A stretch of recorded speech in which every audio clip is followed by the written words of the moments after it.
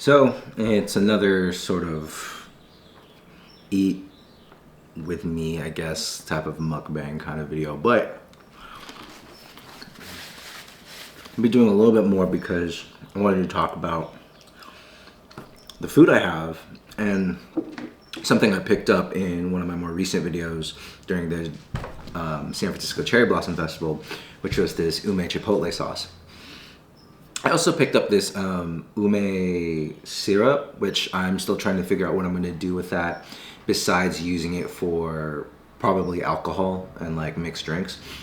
But I haven't tried this ume chipotle sauce, and I wanted to, a lot of traffic coming down my street right now, but I wanted to, one, review this because I'm really excited about it, and also review and talk about some of this food that we picked up yesterday when me and my friend Mark went to pick up Anna at work. We went to an early dinner before we decided to watch the Warriors game for the first round of the playoffs. That's not what this is about, though. This is about the food.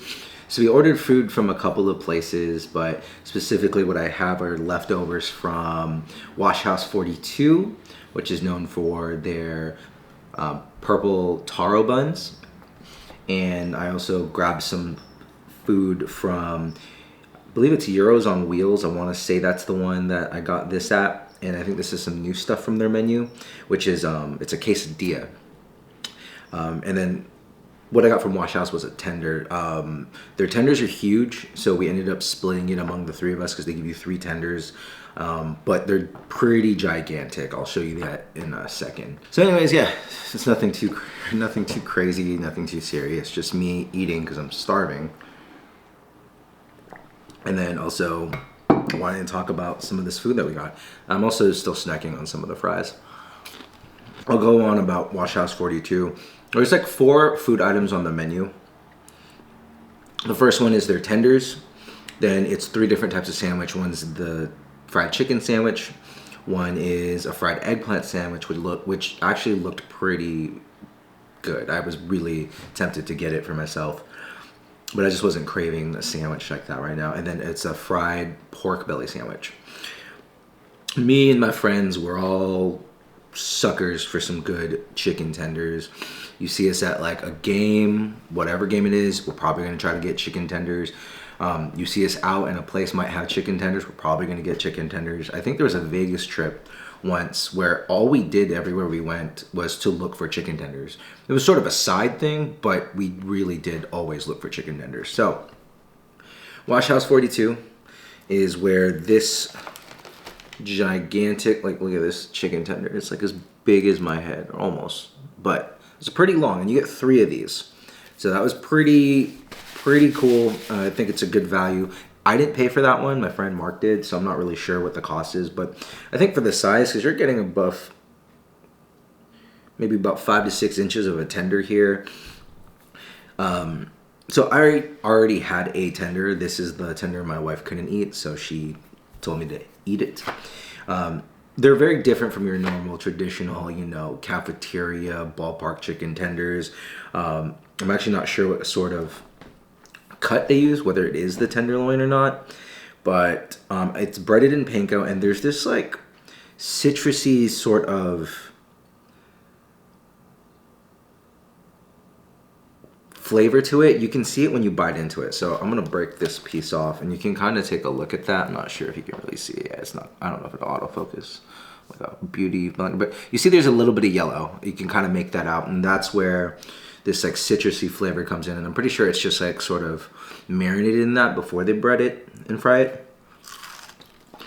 I hit this in my air fryer broil. So I think it was like 400 for 6 minutes to get that crunch back. If you can, I still don't think you can really make it out, but nice fully cooked white meat. It's not dry.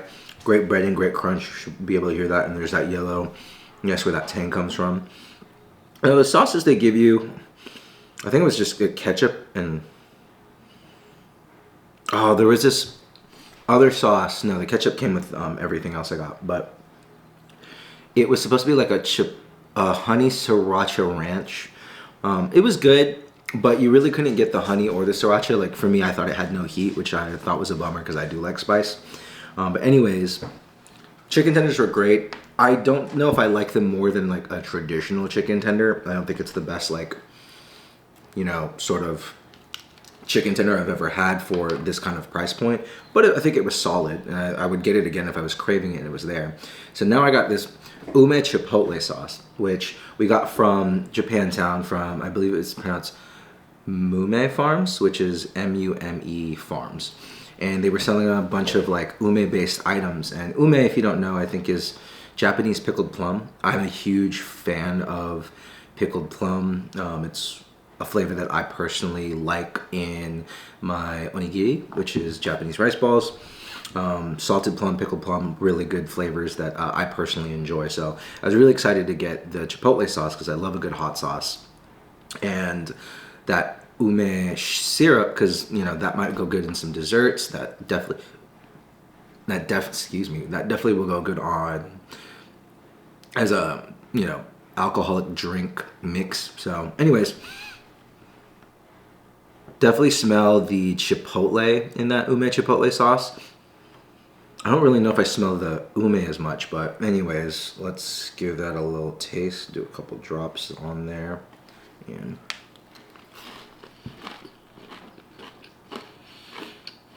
okay.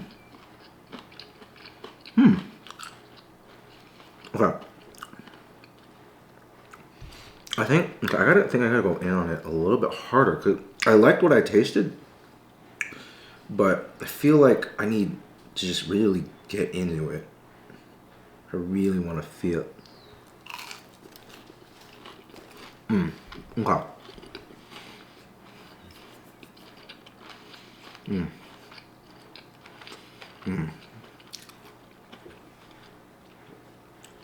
Maybe this citrusy chicken isn't the best taste because right now I'm only getting the I'm not getting the ume, and I'm getting a lot more chipotle.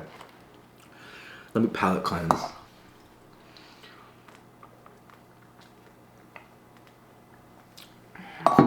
And try it with a fry. That might be better for me to get like real taste on it. There we go. Okay. So I think the smokiness comes from the chipotle for sure, and I think the ume comes from there's just sort of a tartness, and I think that's where you get the ume. Yeah, it's good. I think this might go better on like this quesadilla or a sandwich, but yeah, I think it'll go better on this quesadilla or a sandwich, but it's good. I'm gonna try it on some other stuff in a bit. Yeah, it's good, but I don't think it's the best match for this particular tender, especially like I said, because of what sort of that citrusy seasoning is on it. That's my thoughts on the tender. I give it like a solid 7. There's nothing wrong with it, but it might not be for everybody, and it might be really expensive if you're thinking about I'm buying 3 tenders, but they are significantly large for a tender. Going on the Mume Farms chipotle sauce, I think it's a solid chipotle sauce. I think it's an interesting blend because you get the sort of tartness and sourness from the ume, and then all that smoke from the chipotle sauce. Not really much heat for a hot sauce. Shoot, food just flew out of my mouth. That's gross. Not a lot of heat, but it's more smoky and citrusy and acidic and tart. So definitely for a particular type of fan of a particular type of, you know, sauce. For me, as a fan of hot sauce, chipotle, and ume, I think it's pretty good. I think it could use a little bit more depth. It's a very, I thought it'd be thicker, but it was actually going on very wet.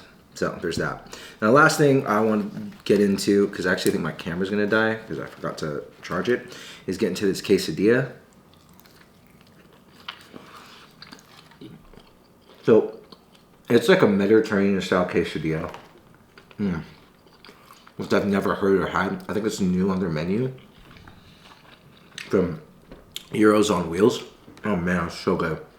Like I said, this stuff I already had. I just didn't finish all of it, or any of it really. But I believe it's a flour tortilla. Inside you have your choice of meat, which could be falafel, chicken, or I think Euro lamb. And the quesadilla itself has caramelized onions, tzatziki, cucumbers, pepperoncinis, and cheese. And it's just cooked to perfection. There's nothing wrong with it. It doesn't look as good right now because I had to reheat it, but like, you know, that also just doesn't look good because I'm stupid. But anyways, I'm gonna try it with this chipotle. Let's get a good amount. That goes great with this. Blends really well because this is super fatty and rich. And definitely goes better with some heat. So the smokiness from there is really good. The tartness on that, really good to help cut through the taste of all that fattiness and richness of the quesadilla and everything that's inside it. So this is actually, in my opinion, a perfect match. It does come with a bunch of sauces, this one does. It comes with more like tzatziki on the side, comes with ketchup for the fries, and it comes with their own hot sauce. But their hot sauce, while fine, actually, let me try it again.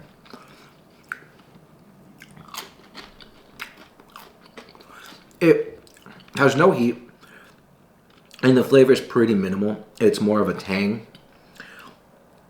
And yeah, so it's fine. But I think a perfect bite here would be this with some more of this, you know, tzatziki just dunked in there, all on that. Then throw on this chipotle, ume chipotle. I want to get like a sizable amount.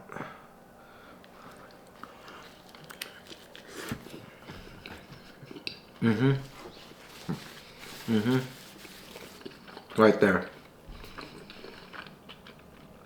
And that was the perfect bite. Nothing wrong with that. You're getting everything you want out of that. That's so good. And because I want to make sure I can get this in the wrapped up phase before my camera dies. Really solid. If you ever get a chance to support them, you should support small businesses, small farms. I give this a solid like 7 out of 10. Because I don't think it's for everyone. I think as a hot sauce, it could use more heat. For the tender, I said 7 out of 10. It's not, I think, as amazing. I think it should be for the price, but I think it's very solid and it's filling because you get 3 giant tenders. And then for the quesadilla, I give that a solid 9 out of 10. I think the only issue with it is that it is better with some sort of sauce that you prefer. Like you put it with your favorite hot sauce. I think even if you use like Tapatio or Valentina, it would make it better to me. If you had some classic Mexican like salsas and hot sauces from like from the bar at a local taqueria, that would be how you set this above where it is. But when I did take the bite with the extra tzatziki sauce and the chipotle, that was a 10 out of 10 for me for that bite. But you know, I can make that because I have the stuff here, to do it. But anyways, that is me talking about some stuff that I purchased, and it's all food related. That was the ume chipotle sauce. That was the tenders from WH42, also known as Wash House 42 at Off the Grid. At Spark Social in San Francisco. And then this is the quesadilla that I believe is from Euros on Wheels at Spark Social as well. The reason I'm not 100% sure is I was trying to look at the menu online and I don't see the quesadilla on here. So I want to make sure I'm not wrong, but it was one of these Mediterranean style places that had this quesadilla. They also had a burrito, which was new, and they also had what I really wanted to try and hope to get to try in the future was real traditional gorditas, not that stuff you get at Taco Bell. But anyways, that is this. Here's another bite for me before I send anyone off who actually stayed, which I really appreciate. I think this is going to be part of my Unprofessional series because I'm a complete unprofessional and have no expertise in talking about anything.